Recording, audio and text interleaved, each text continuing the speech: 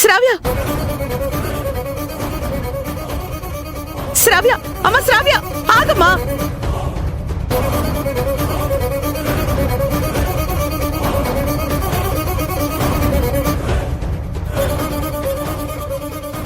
ఎలా మాట్లాడితేనే నా కూతురుతో నేను మాట్లాడాను, నాకంతే చాలు.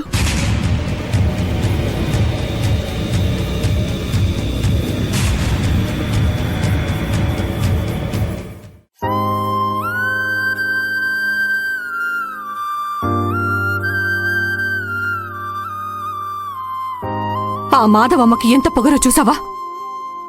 డబ్బుందన్న అహంకారంతో మనల్ని అవమానించి పంపించింది.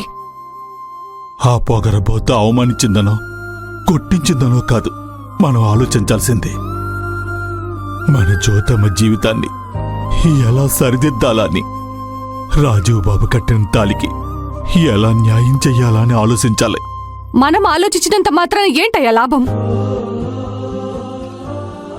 ఆ మాధవమ్మ మన అమ్మాయిని ప్రాణం పోయినా సరే కోడలిగా ఒప్పుకోదు.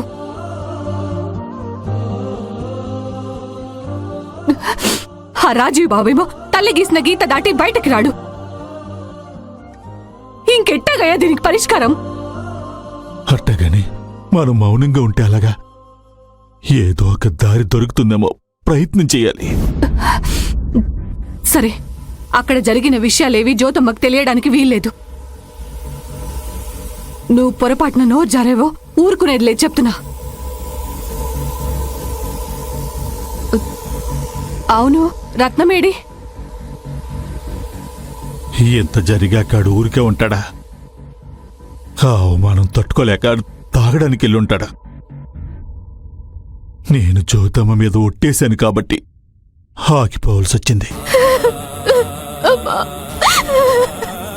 జ్యోతమ్మా, జ్యోతమ్మ ఏమింది? ఎందుకు అట్టాగా ఏడుస్తున్నావు?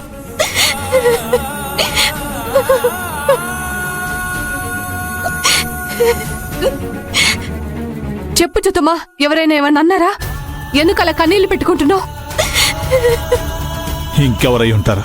ఆ రాజీవ్ బాబే మన జ్యోతమ్మ ఏడుపుకి కారణం అయి ఉంటాడు. లేదు, దొరబాబే నన్ను కాపాడారు. ఏం చెప్తున్నావు జ్యోతమ్మా?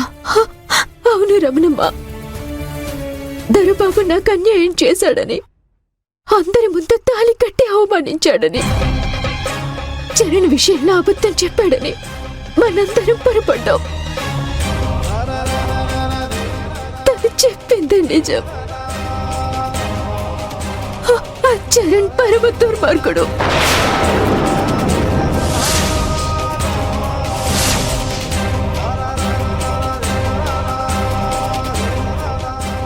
ఈ విషయం నీకెట్టా తెలిసింది జ్యోతమ్మా? నేను మార్కెట్కి వెళ్ళాను కదా, అప్పుడు ఆ చరణ్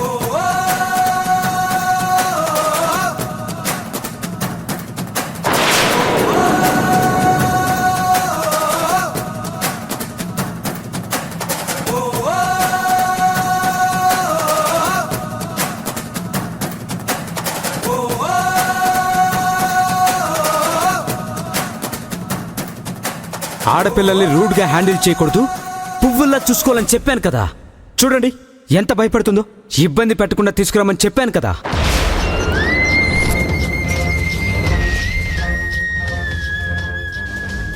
నన్నే కొడతావే?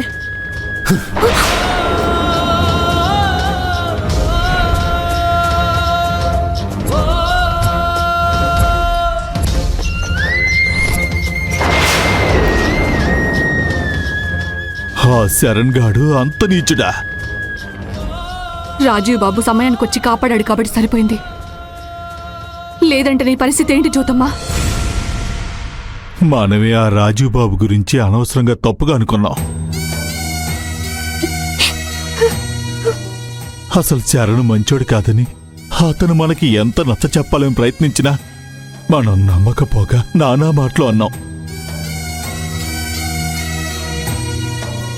ఆ రోజు దొరబాబు బలవంతంగా జ్యోతమ్మ మెల్లో తాళి కట్టకపోతే ఆ దొంగ ఎదవ చేతిలో పడి మన జ్యోతమ్మ జీవితం నాశనం అయ్యేది. మనకి జీవితాంతం శోకమే మిగిలుండేది. మనకి కష్టం వచ్చినప్పుడు దేవుడు అన్యాయం చేశాడని నిందిస్తాం గాని అందుకు ఏదో ఒక కారణం ఉంటుందని అస్సలు అర్థం చేసుకోలేం. ఆ దేవుడే రాజీవ్ బాబు రూపంలో వచ్చి జ్యోతమ్మ జీవితం పాడు కాకుండా అడ్డుగా నిలబడ్డాడని ఇప్పుడు తెలుస్తుంది. మనం ఒకసారి రాజీవ్ బాబుని కలిసి కాపాడినందుకు కృతజ్ఞతలో ఆయన పట్ల మనం ప్రవర్తించిన తీరుకి క్షమాపణలు అడగాలి. అలాగే బుజ్జమ్మ మేల్లో కట్టిన తాలికి ఈ అట్టాంటి న్యాయం చేస్తాడో కనుక్కోవాలి. వద్దురంగా, నా మెడలో ఉన్న ఈ తాళికి నా దృష్టిలో విలువ లేదు. ఈ పెళ్లి చెల్లదు. హట్ట అంటావేంటి జ్యోతమ్మా? ఎలా కట్టినా సరే అది తాళే, ఎలా జరిగినా అది పెళ్ళే. కాదని మనం అంటే సాంప్రదాయం ఒప్పుకోదు, సమాజం ఊరుకోదు. నాకు సమాజం సంప్రదాయం కంటే నా చెల్లెలే ముఖ్యం. అంటే ఇప్పుడు ఏమంటావు జ్యోతమ్మా? నా మెడలో ఉన్న తాళికి హక్కు శ్రావ్యతే.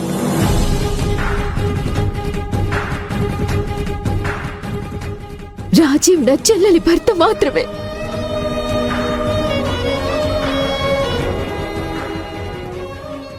అదేలా వీలవుతుంది జ్యోతమ్మా? అదంతా నాకు తెలియదమ్మా. ఇప్పుడు నేను దొరబాబుని నా భర్తగా అంగీకరించలేను. నేను ఈ పెళ్లిని ఒప్పుకుంటే నా చెల్లెలి జీవితం ఏమైపోతుంది? దానికి నేను ఏమని సమాధానం చెప్పాలి? ఆశలు రేకెత్తించిన నేనే అధపాతాళానికి తొక్కేశాను. నా చెల్లెలి కళ్ళల్ని నేనే చిదివేశాను. ఎందుకు ఇలా చేశావని శ్రావ్య నన్ను నిలదీస్తే నేనేమని సమాధానం చెప్పాలి? ఎలా తట్టుకోవాలి? జరిగిన దాంట్లో నీ తప్పే ఉంది జ్యోతమ్మా. అది దైవ నిర్ణయం.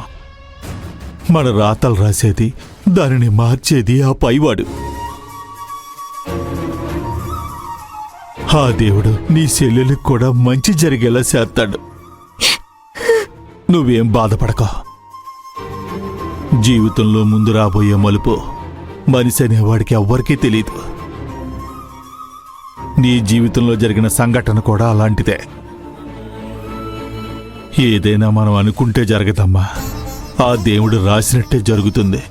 లేదు రంగా, ఆ ఇంట్లో కోడలి స్థానం ఎప్పటికైనా నా చెల్లెలిదే, నాది కాదు.